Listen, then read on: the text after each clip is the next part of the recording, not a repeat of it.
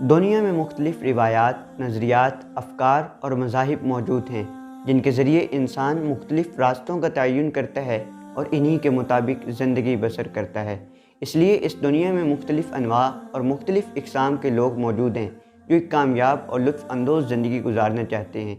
اس کے لیے وہ مختلف لطف و فنون سے آراستہ ہوتے ہیں اور زندگی گزارنے کے مختلف راستے، مختلف انداز اپناتے ہیں۔ اسی طرح انسان زندگی کو مختلف رنگوں میں گزارتا ہے، مگر انسان کی اصل خامی اور اصل مرض اس کی پریورٹیز میں ہے، اس کی ترجیحات میں ہے۔ کس چیز کو مقدم رکھنا ہے اور کس چیز کو مؤخر رکھنا ہے، یعنی کس چیز کو پہلے رکھنا ہے اور کس چیز کو بعد رکھنا ہے، اس کا فیصلہ وہ وقتی حالات اور عارضی فائدے کے مد نظر کرتا ہے۔ انسان کا وتیرہ یہ ہے کہ وہ چالاک اور پھرتیلا بننے کی کوشش میں جلد بازی سے کام لیتا ہے، اس لیے وہ معمولی فائدے کی خاطر کمتر چیز کو تو حاصل کرنے کی کوشش میں لگ جاتا ہے، مگر اس کے تقابل میں تھوڑی سی مشقت اور تھوڑے سے صبر اور تھوڑی سی برداشت کے عوض ہمیشہ کے لیے نفع مند اور بہتر چیز کو بھول جاتا ہے، اس کو چھوڑ دیتا ہے۔ اللہ تعالیٰ انسان کی اس خامی کو قرآن میں یوں واضح کرتے ہیں، کَلَّا بَلْ تُحِبُّونَ الْعَاجِلَةَ، حقیقت یہ ہے کہ تم لوگ جلد حاصل ہونے والی چیز یعنی دنیا سے محبت رکھتے ہو، وَتَذَرُونَ الْآخِرَةَ، اور آخرت کو بھول جاتے ہو۔ اور ایک اور جگہ اللہ تعالیٰ فرماتے ہیں، بَلْ تُؤْثِرُونَ الْحَيَاةَ الدُّنْيَا،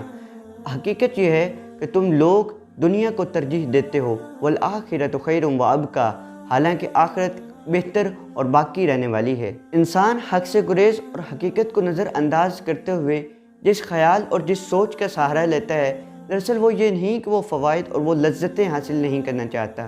بلکہ اس کی تنگ نگاہوں میں اس دنیا میں فوری ظاہر ہونے والے نتائج کی اہمیت ہے، اور ان نتائج کی کوئی وقت نہیں جو آخرت میں ظاہر ہونے والے ہیں۔ اس کی ساری راحتیں اور اس کا سارا سکون اسی دنیاوی زندگی سے جڑا ہوا ہے، اس لیے وہ اپنی ساری محنتیں اور ساری کوششیں انہی عارضی فائدوں کی طلب میں کھپا دیتا ہے، انہی عارضی راحتوں کی طلب میں کھپا دیتا ہے، اور اس چیز کی کوئی فکر نہیں کرتا کہ آخرت میں اس کا انجام کتنا ہی بڑا اور کتنے بھیانک کیوں نہ ہو، بلکہ وہ تو نقد سودا حاصل کرنا چاہتا ہے۔ آخر کیا وجہ ہے کہ انسان عقل و دل استعمال میں نہیں لاتا اور اللہ تعالیٰ کی نشانیوں پر غور و فکر نہیں کرتا اور حق کی اطاعت میں تردد محسوس کرتا ہے؟ کیا وجہ ہے کہ وہ اللہ تعالیٰ کی اطاعت سے جی چراتا ہے؟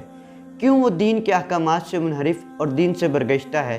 آخر کیوں اس کا دل ایسی باتوں میں نہیں لگتا؟ اس کے پیچھے دراصل اس کا مائنڈ سیٹ، اس کا انداز فکر، اس کی مائنڈ سائنسز اور اس کی تھاٹس اور اس کے افکار اور اس کی سوچ کا معیار کار فرما ہوتا ہے۔ جب اس کے ذہن میں یہ بات بیٹھ جائے گی کہ میں اس دنیا میں ہر کام اللہ تعالیٰ کے احکامات کے مطابق کرنا ہے، جب اس کی فہم اور اس کی فراست یہ تسلیم کر لے گی کہ میں نے اس دنیا کی زندگی میں اللہ تعالیٰ اور اس کے قرآن کے احکامات کو اپنی زندگی کا شعار بنانا ہے، تو پھر اس کے لیے اللہ تعالیٰ کے مقرر کیے گئے حلال و حرام اور دین کے احکامات پر عمل کرنے میں کوئی دقت وہ محسوس نہیں کرے گا۔ لہٰذا اپنے مائنڈ سیٹ کو کلیئر کرنا اور اسلام کی حقیقی تصور اور اس کی حقیقت کو سمجھنے اور اس پر عمل کرنے